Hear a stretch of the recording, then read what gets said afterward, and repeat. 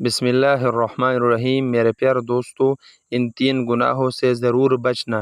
ان تین گناہوں میں جو لوگ ملوث ہوتے ہیں اکثر اوقات ان کو آخری وقت میں کلمہ نصیب نہیں ہوتا۔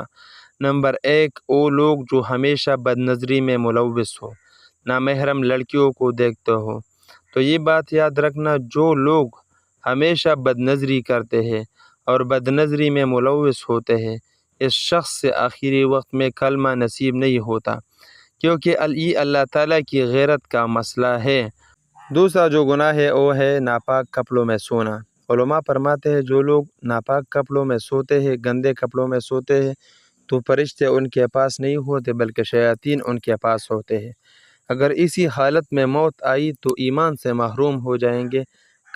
ہو سکتا ہے کفر پر اس کا خاتمہ ہو، کیونکہ اس وقت شیاطین ہوتے ہیں اور اس کو تکلیف ہوتی ہے، وہ کلمہ پڑھ نہیں سکتا اور فرشتے ان کے آس پاس ہوتے نہیں۔ وجہ کیا ہوتی ہے؟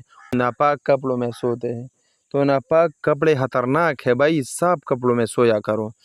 اور تیسرا جو گناہ ہے وہ نشہ کرنا۔ جو لوگ نشہ کرتے، جو بھی نشہ ہو نا، نشہ ہے، حرام ہے۔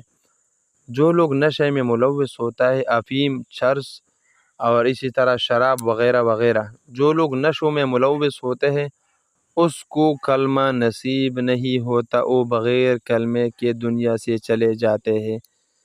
تو بھائیو، اگر آپ میں بھی ان تین گناہ موجود ہے تو ان تین گناہوں سے توبہ کرو، اللہ کے لیے، اپنے آخرت کے لیے، اپنے جنت کے لیے، اپنے آپ پر رحم کرو۔ موت تو کسی بھی وقت آ سکتی ہے۔